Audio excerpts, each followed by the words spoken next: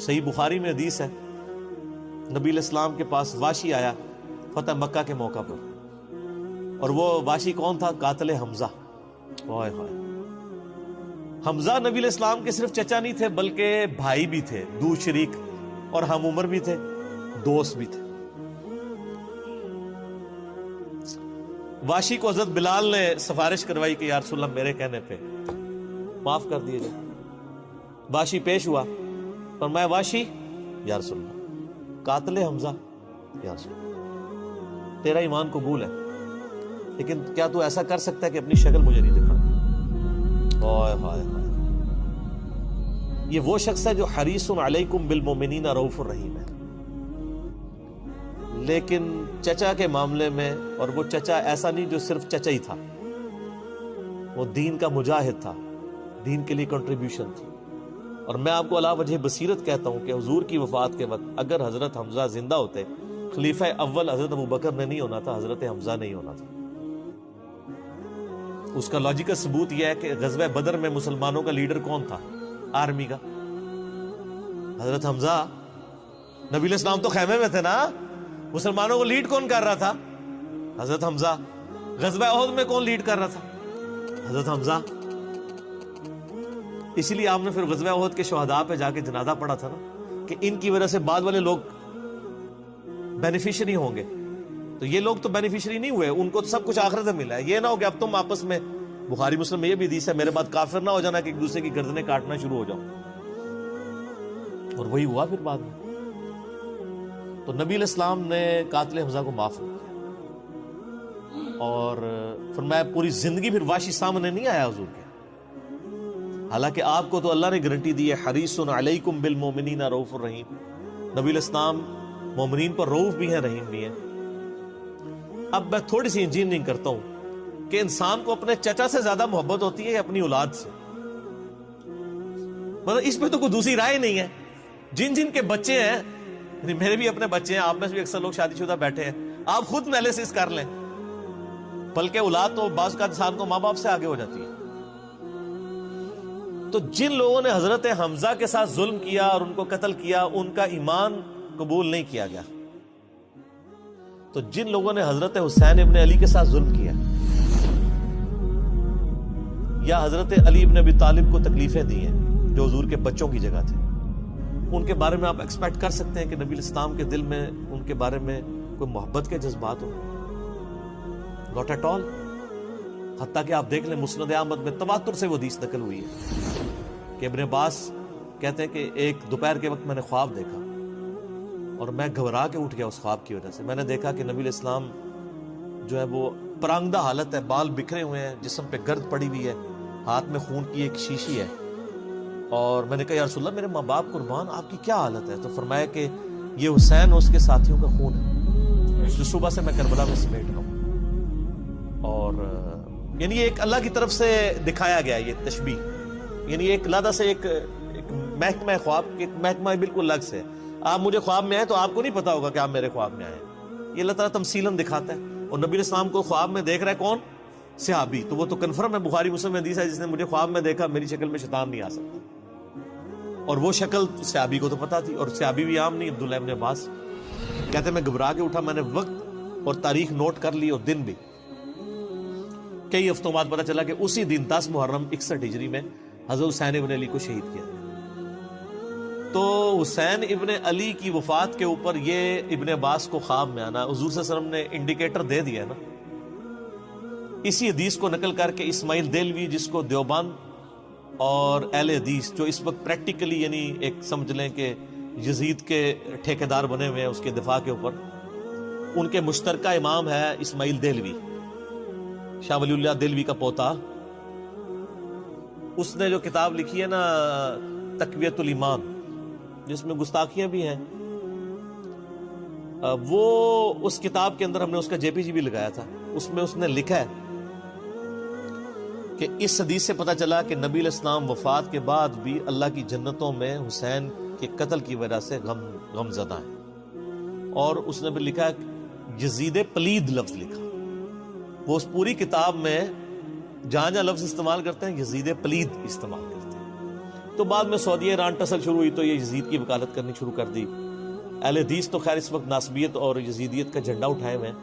دیوبند میں کم لوگ ہیں ایز کمپیئر ٹو اہل حدیث, اور بریلویوں میں تو بہت ہی کم. تو یہ میں آپ کو صرف ایک کمپیریزن بتا رہا ہوں کہ انسان کو اپنی اولاد سے جو محبت ہوتی ہے وہ تو آپ سوچ نہیں سکتے. ترمذی میں اور مسند احمد میں حدیث ہے, نبی علیہ السلام نے حضرت حسین کو اٹھایا ہوا ہے اور آپ فرماتے ہیں اللہ یہ میرے بیٹوں میں سے ایک بیٹا ہے, اے اللہ اس سے محبت کر, جو اس سے محبت کرے, اس سے دشمنی رکھتے اس سے دشمنی رکھ. ہم یہ پوچھتے ہیں کہ حسین سے دشمنی کس نے رکھی ہوئی ہے, ذرا پوائنٹ آؤٹ کریں نا. کیا یہ تھریٹیکل بات ہے؟ تھی نا دشمنی, آج تک ہے, اس زمانے میں بھی تھی. تو وہ ان لوگوں کو پھر ان کے ساتھ کیا معاملات ہوں گے؟ باقی واقعہ کربلا والا ریسرچ پیپر 5B پڑھ لیں تو آپ کو معاملات کلیئر ہو جائیں گے. تو یہ غل کے اوپر میں نے بات کی, اور اس کے اوپر بعض لوگوں جو ہے وہ اس حدیث کے اندر تحریف بھی بعض لوگوں نے کی ہے, بعض لوگوں نے جان بوجھ کے کی ہے, بعض لوگوں نے انجانے کے اندر کیا ہے. یہ روایت المستدرک الحاکم میں بھی موجود ہے اور صحیح سند کے ساتھ, اور المصنف ابن ابی شیبہ کے اندر بھی موجود ہے کہ مولا علی علیہ السلام جو ہے وہ ان کے پاس حضرت طلحہ کا بیٹا آیا, عثمان ابن طلحہ. تو آپ اس کو جب ملتے ہوئے آپ نے نا سورہ حجر کی وہ آیت پڑھی کہ جو اہل ایمان کے دلوں میں ایک دوسرے کے بارے میں غل آ جائے گا نا, قیامت والے دن اللہ تعالیٰ ان کے دل سے وہ غل دور کر دے گا. پھر وہ جنت میں آمنے سامنے بیٹھے ہوئے ہوں گے تختوں کے اوپر, ٹیک لگائے ہوئے تکیوں کے اوپر. تو انہوں نے کہا کہ میں اللہ سے امید کرتا ہوں کہ یہ آیت میرے, طلحہ اور زبیر اور عثمان ابن عفان, ان 3 بندے اور چوتھا میں, یہ آیت ہمارے بارے میں ہے کہ اللہ تعالیٰ ہمارے دلوں میں جو ایک دوسرے کے لیے میل آ گیا قیامت والے دن وہ دور کر دے گا اور ہم ایک دوسرے سے راضی ہو جائیں گے. ظاہر ہے مطلب وہ تکلیفیں تو پہنچی تھی نا حضرت علی کو, مطلب کئی لوگوں سے تکلیف پہنچی. بل آپ نے ان کو ایک کلین چٹ دے دی کہ میں اللہ سے امید کرتا ہوں کہ ان لوگوں کے بارے میں یہ آیات ہے کہ اللہ تعالیٰ ہمارے دلوں میں ایک دوسرے کی نفرت ختم کر دے گا, جو اگر دنیاوی وجہ سے, دنیاوی طور پر کسی دینی وجہ سے آئی. تو یہ غل کا لفظ وہاں پہ بھی استعمال ہوا. اب ڈاکٹر اسرار صاحب رحمہ اللہ تعالیٰ, چونکہ ان کی حدیث کی فیلڈ نہیں تھی, انہوں نے یہ جب سورہ ہجر کی آیات آئیں, اس پہ میرا مسئلہ نمبر 116C بھی ریکارڈڈ موجود ہے, انہوں نے نا اس میں حضرت معاویہ کا نام بھی لے دیا کہ میں اللہ سے امید کرتا ہوں یہ میرے اور معاویہ کے بارے میں ہوگا. نا وہ نام لیے ہی نہیں ہے, آپ خود سے نہ داخل کریں. حضرت معاویہ کو حضرت علی نے نہیں معاف کیا, پوری زندگی معاف نہیں کیا, کیونکہ ان کی وجہ سے خلافت کا نظام ٹوٹا تھا. حضرت طلحہ تو میدان جنگ سے چھوڑ کے چلے گئے تھے. جب عمار ابن یاسر کو دیکھا کہ وہ سامنے ہیں تو انہوں نے کہا عمار کو تو باغی جماعت قتل کرے گی, وہ چھوڑ کے چلے گئے. تو مروان نے ان کے گھٹنے میں تیر مارا, مستدل الحاکم میں آتا ہے, اور وہ شہید ہو گئے. حضرت زبیر وہ صحابی ہیں یعنی جو نبی علیہ السلام کے بہادر ترین اصحاب میں سے. 12 بندے غزوہ احد میں حضور کے ساتھ رہ گئے تھے 700 میں سے غزوہ احد کے اندر, ان میں سے ایک حضرت زبیر بھی تھے. اور یہ تلوار کمال کی چلاتے تھے, اکیلے میدان جنگ میں آگے چلے جاتے تھے. بخاری میں آتا ہے کہ ان کا بیٹا عبداللہ ابن زبیر کہتا ہے کہ میرے باپ کے 2 شانوں کے درمیان اتنا بڑا زخم تھا جو ہیل اپ ہو گیا تھا, لیکن پھر بھی گڑا پڑا ہوا تھا, میں پورا ہاتھ اس میں داخل کر لیتا تھا, اور وہ زخم ان کو احد کے موقع پہ لگا تھا. ٹھیک ہے. اور پھر جنگ, اسی حدیث میں بخاری کے آتا ہے کہ جنگ یرموک کے موقع پر لوگ یعنی لیڈر کے اوپر چل رہے ہوتے ہیں, تو حضرت زبیر بھی ایک اسکواڈ کو لیڈ کر رہے تھے. تو لوگوں نے کہا حضرت آپ آگے جائیں. انہوں نے کہا جب میں آگے جاؤں گا تو میرے ساتھ کوئی نہیں آگے جا سکتا. وہ اکیلے گھوڑے کو انہوں نے جو ہے وہ ایڑی لگائی اور رومن امپائر کی یعنی فوج کے اندر گھس گئے, اور کوئی بھی ان سے لڑنے کے لیے تیار نہیں ہوتا تھا. اتنی بہادری تھی ان کے اندر. لیکن جنگ جمل میں حضرت علی کے مقابلے پہ آ گئے.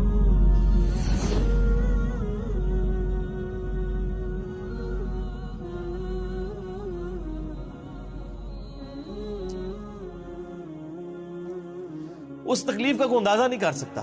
حضرت حسن ابن علی نے بتایا مولا علی سے کہ بھئی حضرت زبیر آئے ہیں, تو حضرت علی نے کہا کہ رکو میں خود چاہتا ہوں.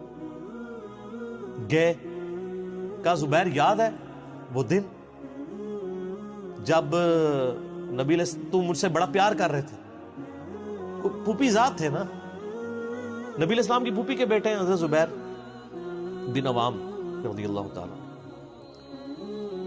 تو حضور نے تم سے ایک بات کہی تھی کہ تم علی سے اتنی محبت کرتے ہو، ایک دن آئے گا کہ تم تلوار لے کے علی کے خلاف کھڑے ہو جاؤ گے. تو تم نے کیا کہا تھا کہ یا رسول اللہ میں علی کے خلاف کھڑا ہوں گا؟ فرمایا ہاں تم اس وقت ظالم ہو گئے. تو حضرت زبیر جو ہے وہ ان پہ غشی طاری ہو گئی، گھوڑے کو، یعنی وہ حضرت علی کا پھر سامنا بھی نہیں کر سکے، میدان جنگ سے واپس چلے گئے. تو بعد میں حضرت علی کے فوجیوں میں سے ایک بندے نے جا کے پیچھے ان کو دھوکے سے قتل کر کے تھا. تو حضرت علی نے کہا کہ زبیر کے قاتل کو میں دوزخ کی بشارت دیتا ہوں، کیونکہ زبیر جنتی تھا. تو وہ شخص پھر حضرت علی سے ناراض ہو گیا کہ ہم نے میں نے تجھے حکم دیا تھا، جب میں نے ان کو جانے دیا تو نے یہ کام کیوں کیا؟ تو وہ پھر خارجی ہو گیا. اور یعنی یہ وہ محبت تھی، وہ جہاں محبت تھی وہ نظر آتی تھی. ظاہر ہے کہ ایک بندے کی ایک غلطی سے اس کی پوری زندگی زیرو سے ملٹیپلائی نہیں ہو جاتی ہے. جس نے اتنا کچھ دین کے لیے کنٹریبیوٹ کیا کبھی نہیں ہو سکتا ایسا. حضرت علی کو بھی اس بات کا پتہ تھا.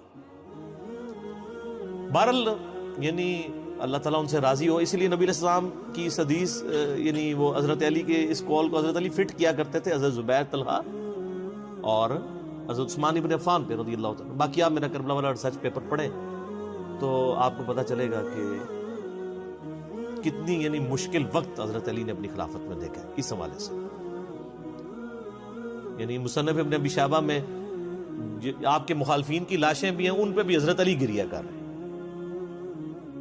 ایک ایک کی لاش اٹھا کے اس کو صاف کر رہے ہیں. حضرت طلحہ کا بیٹا تھا محمد بن طلحہ، اس کی لاش دیکھی تو رو پڑے، حالانکہ وہ مخالفت میں لڑنے آیا تھا. پھر حضرت حسن سے کہا کاش میں جنگ جمل سے 20 سال پہلے ہی مر گیا ہوتا، میں یہ دن نہ دیکھتا. ایک ایسا شخص جس نے 8 سال کی عمر میں اسلام قبول کیا، جس نے اسلام کو زیرو سے 3 براعظموں میں پھیلتے ہوئے دیکھا، اور اب اس کو بڑھاپے میں یہ دن دیکھنے پڑ رہے ہیں کہ اس کے سامنے اسلام کا شرازہ بکھر رہا ہے، کہ مسلمانوں سے لڑ رہے ہیں. ایک جنگ میں 8-8 10 ہزار لوگ، جن میں مرنے والے صحابہ ہیں حضور کی تربیت یافتہ، جو ایک آواز کے اوپر حضور کی لبیک کہنے والے تھے، شیر و شکر تھے آپس میں.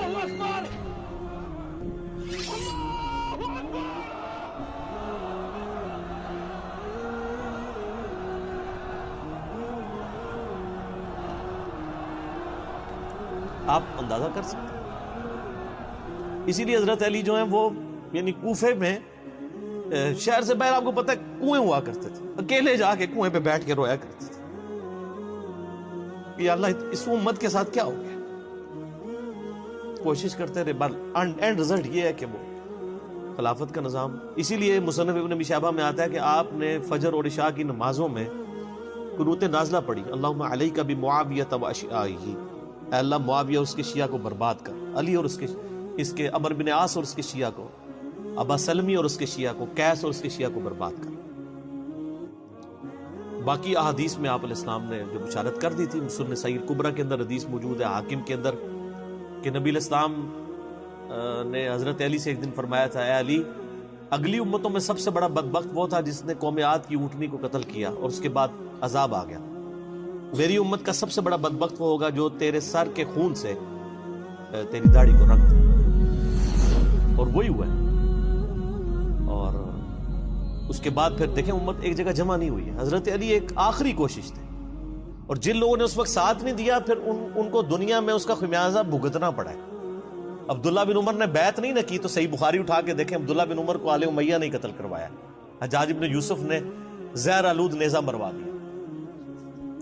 اور حاکم کے اندر مجموع الزوائد کے اندر موجود ہے، حضرت عبداللہ بن عمر آخری عمر میں کہا کرتے تھے کاش میں اس وقت علی کا ساتھ دیتا اور یہ خلافت کا نظام تو بچ جاتا. کیونکہ کئی لوگ بیچ میں نیوٹرل ہو گئے تھے جو پھر ساتھ نہیں دیا، تو اس کی وجہ سے پھر حضرت علی کے چونکہ اب پاس اتنی مین پاور نہیں تھی کہ اس سسٹم کو سنبھال سکتے، بعد پھر وہ شہید ہو گئے اور پھر معاملات آ گئے. خیر بات کہاں سے کہاں نکل گئی، کیونکہ یہ اس کے ساتھ غل کا لفظ تھا، تو یہ غل کے لفظ کو ایڈریس کرنا ضروری تھا. تو آج ہم جب جنگ جمل صفین نہروان کو ڈسکس کرتے ہیں تو یہ کوئی غل والی بات نہیں ہے، یہ وہ چیزیں ہیں جو ایک ریالٹی ہیں، اور وہ اگر یہ غل والی بات ہے تو نبی الاسلام کے دل میں بھی نعوذ باللہ غل تھا، مولا علی کے دل میں بھی غل تھا، ایسا نہیں تھا۔ وہ دین کی حمیت کہلاتی ہے، اس کو غل نہیں آپ کہتے۔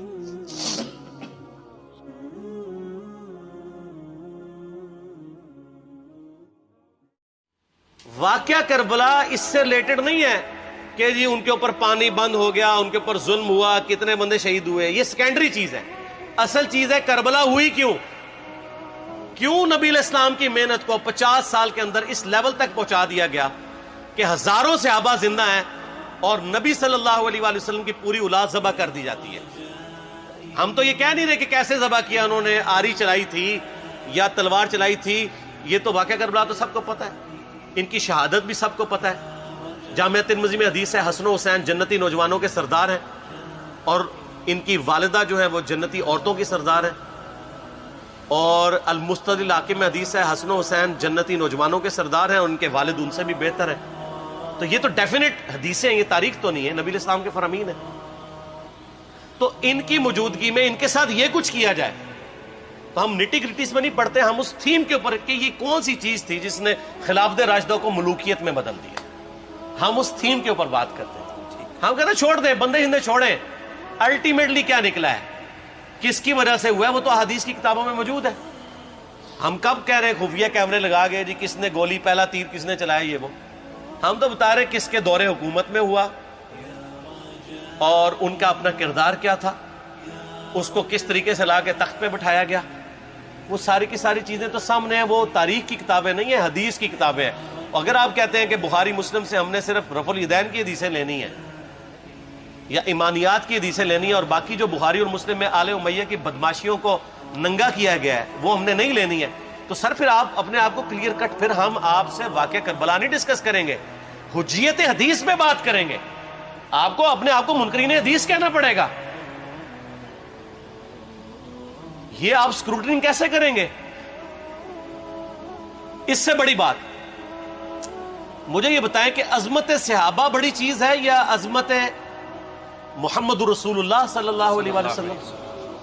تو بریلوی یہی تو رونا رو رہے ہیں، وہ کہہ رہے ہیں جی قرآن میں تھوڑی آیات ہیں، آپ پھر مڑ مڑ کے پڑھتے ہیں قل انما انا بشر مثلکم، اس میں تو نبی علیہ السلام کی تنقیص ہو رہی ہے۔ تو ہم ان کو کیا کہتے ہیں کہ تنقیص مقصد نہیں، نعوذ باللہ نہ ہو رہی ہے، آپ افضل البشر ہیں لیکن آپ کی سپیشیز بشر ہے، یہ ہم اپنا عقیدہ سمجھتے ہیں، وہ اس کو تنقیص شمار کرتے ہیں۔ تو پھر اس وقت آپ بھی بریلویوں کی بات مان کے تو یہ آیات پڑھنا چھوڑ دیا کریں۔ آپ کہتے ہیں نہیں آیات ہے کیوں نہ بیان کریں، تو ہم بھی کہتے ہیں احادیث ہے کیوں نہ بیان کریں کہ صحیح بخاری میں حدیث ہے 2812 عمار کو ایک باغی جماعت قتل کرے گی، وہ جماعت دوزخ کی طرف بلا رہی ہوگی اور عمار ان کو اللہ اور جنت کی طرف بلا رہا ہوگا۔ اب اس کے نرغے میں جو جو آتا ہے وہ آئے، میں اپنے نبی سے ٹکر لے لوں آپ لوگوں کے منہ کا خیال رکھتے ہوئے کہ میں نبی علیہ السلام کو کہوں کہ آپ نے کیوں ایسی بات کر دی کہ مولا علی کے مخالفین کو آپ نے دوزخ کی طرف بلانے والی جماعت کہہ دیا، تو لیں آپ ٹکر، جائیں سیدھا دوزخ میں، اور تھوڑی جرت کریں، آپ یہ کہا کریں کہ اے اللہ، اپنے لیے کہا کریں کہ اللہ تعالیٰ آپ کا حشر یزید اور یزید کے آباء و اجداد کے ساتھ کرے اور اس کی اولاد کے ساتھ۔ ہم کہتے ہیں کہ اللہ تعالیٰ ہمارا حشر جو ہے وہ مولا حسن حسین، مولا علی علیہ السلام اجمعین اور اہل بیت کے ساتھ کرے، آمین۔ اور آپ میں تو اتنی جرت نہیں آپ یہ بات بھی کر سکیں کیونکہ ان کو پتہ ہے۔ تو نبی علیہ السلام کی احادیث کو بیان کرنے کو یہ سمجھتے ہیں کہ جی اس سے مصیبت کھڑی ہو جائے گی، تو اپنے آپ کو منکرین حدیث ڈکلیئر کریں، پھر حجیت حدیث کا مقدمہ ڈسکس ہوگا، پھر کربلا نہیں ڈسکس ہوگی۔ اور یہ ٹی وی پہ بھی آ کے مولوی بیٹھے ہوتے ہیں، سنیوں کے بھی شیعوں کے بھی، مڑ مڑ کے جی وہ یزید نے یہ کر دیا۔ وہ یزید نے کیا کیا ہے یار؟ وہ تو سسٹم کا نمائندہ بن کے آیا جو پیچھے سے خراب تھا۔ یزید کو لے کے بیٹھے ہیں، یزید یزید یزید یزید، بھائی پیچھے سے معاملہ خراب ہوا۔ اگر نہیں یقین آتا تو یہ بخاری مسلم کی میں نے آلموسٹ 200 سے زیادہ حدیث مین سٹریم کی کتابوں سے اکثر بخاری مسلم جمع کیے، پڑھے، اور سر میں نے تو ان کو چیلنج دیا ہے یہ حدیثیں پڑھ کے نا اپنے ممبروں سے صرف ان حدیثوں کی تشریح اپنی پبلک کے سامنے کر دیں، نہیں کر سکتے۔ تو پھر لعنت کے مستحق تو ہو رہے ہیں حق چھپا کے، اور قیامت الدین کے منہ پہ لگام ڈالیے، اور پھر مڑ مڑ کے کہتے ہیں نہیں جی وہ کچھ چیزیں خاص ہوتی ہیں وہ عوام الناس کے سامنے نہیں کرنی چاہیے، وہ صحابہ کرام بھی بعض اوقات ایسی باتیں پبلکلی نہیں کرتے تھے۔ میں نے اس کے اوپر بڑا ایک میرا کلپ ہے یوٹیوب پہ، مولا علی سے متعلق 5 جھوٹ، تو میں نے کافی ساری چیزیں اس میں ڈسکس کی ہیں۔ لیکن میں یہ کہتا ہوں کہ اللہ کے بندو، جو چیزیں نبی علیہ السلام نے منع کی ہیں بیان کرنے سے، وہ تو ہم ڈسکس کر بھی نہیں رہے۔ میں نے آج تک آپ کو منافقین کے نام بتائے؟ آپ نے حذیفہ ابن یمان کو بتایا تھے نا آپ صلی اللہ علیہ وآلہ وسلم نے، صحیح بخاری میں آتا ہے، تو میں نے آپ کو بتایا، آپ رازدار رسول تھے، وہ ختم ہوگی بات۔ میں نے کبھی ڈسکس کی ہے؟ اگرچہ میں نے صحیح مسلم کی حدیث 7035 نمبر ڈسکس کی ہے کہ نبی علیہ السلام نے فرمایا میرے صحابہ میں 12 منافق ہیں، وہ کبھی بھی جنت میں داخل نہیں ہوں گے یہاں تک کہ سوئی کی ناکے سے اونٹ نہ گزر جائے، اور ان میں سے 8 ایسا ہے جس کی کمر پہ دوبیلا پھوڑا نکلے گا۔ میں نے آج تک آپ کو بتایا کہ کس کس کی کمر پہ دوبیلا پھوڑا نکلا اور اس کی موت اسی پھوڑے میں ہوئی ہے؟ بتایا؟ تو میں تو وہ چیزیں ڈسکس بھی نہیں کر رہا، میں وہ چیزیں ڈسکس کر رہا ہوں جو نبی علیہ السلام نے علامات النبوہ میں بتائی ہیں۔ یہ امام بخاری حدیث نبوت کی دلیل کے چیپٹر میں لے کے آئے ہیں، اور امام بہقی نے 3500 احادیث پر مشتمل ایک کتاب لکھی ہے دلائل النبوہ، کہ ہم نبی صلی اللہ علیہ وسلم کو نبی کیوں مانتے ہیں، اس کے اوپر۔ اور اس میں یہ ساری حدیثیں عمار بن یاسر کے قتل والی لے کے آئے ہیں، بتانے کے لیے کہ دیکھیں ہمارے نبی علیہ السلام کی نبوت کی دلیل ہے کہ آپ نے اپنی وفات کے آلموسٹ 30 سال کے بعد ہونے والے واقعے کو پہلے ہی بتا دیا۔ یہ حدیثیں چھپانے والی نہیں، بیان کرنے والی ہیں، علامات النبوہ کی حدیثیں ہیں۔ آپ کہتے ہیں چھپائیں، اگر کوئی حدیث دنیا میں نہیں چھپائی جا سکتی نا تو علامات النبوہ والی حدیث ہے، کیونکہ وہ تو نبی صلی اللہ علیہ وسلم کی نبوت کو جسٹیفائی کرتی ہے۔ ورنہ میرا ایک معصومانہ سوال ہے کہ نبی صلی اللہ علیہ وسلم نے یہ باتیں کر کے ان کے زوم میں نعوذ باللہ امت کو مصیبت میں ڈال دیا۔ آپ نے خود ہی فرمایا کہ یہ ہوگا، کیوں فرمایا آپ نے؟ میں تو بیان کر کے مجرم ہوں، تو جس نے مجھے خبر دی ہے ان کے بارے میں آپ کا کیا خیال ہے؟ یہ مسند احمد کی حدیث یہ میں نے گھر بیٹھ کے بنائی ہے کہ میری بیوی کا کیا حال ہوگا جس پہ خوف کے کتے بھونکیں گے۔ تو سیدہ عائشہ سے مجھ سے زیادہ نبی علیہ السلام کو محبت تھی، لیکن آپ اللہ کے پیغمبر تھے، آپ نے اپنے گھر کی خبر بھی نہیں چھپائی، بتا دی کہ یہ ہوگا۔ اور اس سے بڑھ کے آپ صحیح بخاری میں دیکھیں، عمار بن یاسر کا خطبہ ہے۔ میں نے یہ سارا، پریشان نہیں ہونا، یہ ریسرچ پیپر میں سارا کچھ موجود ہے، اور کوئی چیز بھی ایسی نہیں جو اس میں سکپ ہو۔ صحیح بخاری میں خطبہ ہے کہ عمار بن یاسر کو مولا علی نے بھیجا کوفے میں۔ کوفے والے نیوٹرل ہو گئے تھے کیونکہ بصرہ سے سیدہ عائشہ آ رہی تھی، اور وہاں پہ انہوں نے کہا نہ ہم سیدہ عائشہ کا ساتھ دیں گے نہ مولا علی کا دیں گے۔ تو عمار بن یاسر کو تیار کرنے کے لیے، یعنی وہاں کے جو عوام تھی اس قتال کے لیے، مولا علی نے بھیجا۔ تو سیدنا عمار بن یاسر نے وہاں پہ کوفے کے ممبر پہ خطبہ دیا، بخاری کے الفاظ ہیں، اوپر والی سیڑھی پہ عمار بن یاسر نے حسن ابن علی کو بٹھایا، حالانکہ حسن ابن علی سے 4 گنا بڑی عمر تھی عمار بن یاسر کی، 90 پلس ہو چکے ہوئے تھے، 3-4 گنا ان کی عمر تھی، لیکن اہل بیت کا احترام کیا۔ خود نچلی سیڑھی پہ بیٹھے، بخاری کے الفاظ ہیں کہ اے لوگو اللہ نے تمہیں آزمایا ہے، ایک طرف دنیا اور آخرت میں تمہارے نبی کی بیوی ہے سیدہ عائشہ، دنیا اور آخرت میں، یعنی عزت اپنی جگہ قائم۔ یہاں لوگ سمجھتے ہیں کسی کی غلطی آ گئی تو پتہ نہیں کیا ہو گیا، وہ یار اس کا مرتبہ اپنی جگہ ہے، غلطی اپنی جگہ ہے، پیغمبر نہیں ہے وہ۔ اور دوسری طرف علی ابن ابی طالب ہے، اللہ اب دیکھے گا تم عائشہ کی اطاعت کرتے ہو یا اللہ کی، علی کی نہیں اللہ کی۔ کیوں؟ یا ایھا الذین آمنوا اطیعوا اللہ واطیعوا الرسول واولی الامر منکم، ان کا اولو الامر مولا علی ہیں، ان کی اطاعت واجب ہے۔ یہ اللہ نے آزمایا ہے کہ اللہ کی اطاعت کرتے ہو یا عائشہ کی۔ اور آپ حیران ہوں گے، یہ حدیث امام بخاری حضرت عائشہ کی فضیلت والے چیپٹر میں لے کے آئے ہیں۔ اگر امام بخاری مشورہ کر لیتے نا ناسبیوں سے تو انہوں نے کہا تھا سر آخری صحیح رکھو، پچھلا رہن دو۔ بلکہ پچھلے والا رکھو، آخری والا رہن دو کہ عائشہ دنیا اور آخرت میں. وہ حدیث گھٹنے کا میں آپ کو طریقہ بتاتا ہوں، کاٹ چھانٹ کرنے کا. وہ آدھی حدیثیں لکھتے ہیں نا، آدھی حدیث ایسے لکھتے ہیں امام بخاری کہ سیدہ عمار ابن یاسر نے خطبے کے دوران فرمایا کہ سیدہ عائشہ دنیا اور آخرت میں تمہارے نبی کی بیوی ہے، بس. لیکن امام بخاری نے پوری حدیث لی ہے، آگے وہ بھی ڈالا ہے کہ اللہ آزما رہا ہے کہ عائشہ کی اطاعت کرتے ہو یا اللہ کی، جیسے آپ کے علماء کر رہے ہیں. صحیح مسلم کی حدیث 6488 آدھی بیان کرتے ہیں سارے مولوی، بریلوی، دیوبندی، اہل حدیث سب. میرے صحابہ کو برا مت کہو، اگر تم میں سے کسی نے احد پہاڑ کے برابر بھی سونا خیرات کر دیا اور میرے صحابہ نے ایک مد یعنی 600 گرام خیرات کی، آدھا کلو، اس کے آدھے کو بھی نہیں پہنچ سکتا بس. حالانکہ یہ مسلم کی حدیث سٹارٹ اس سے ہوتی ہے کہ عبد الرحمن بن عوف کو خالد بن ولید نے گالیاں دی جھگڑے کے دوران. حالانکہ دونوں مسلمان تھے، دونوں صحابی تھے. آپ نے حضرت خالد بن ولید کو بلا کے ڈانٹا، فرمایا تم میرے صحابہ کو برا مت کہو. تو خالد بن ولید نے تو آگے سے نہیں کہا حضور میں بھی صحابی ہوں. ان کو پتا تھا کہ عبد الرحمن بن عوف نے اس وقت اسلام قبول کیا جب اسلام کا مطلب تھا مار، تکلیف اٹھانا، اور خالد بن ولید نے گولڈن پیریڈ میں صلح حدیبیہ کے بعد اسلام قبول کیا. میں اب تم لوگ یہ کر رہے ہو، تم لوگ اگر احد پہاڑ کے برابر بھی سونا خیرات کر دو، یعنی صلح حدیبیہ کے بعد والے لوگ میرے ان کے برابر نہیں ہو سکتے.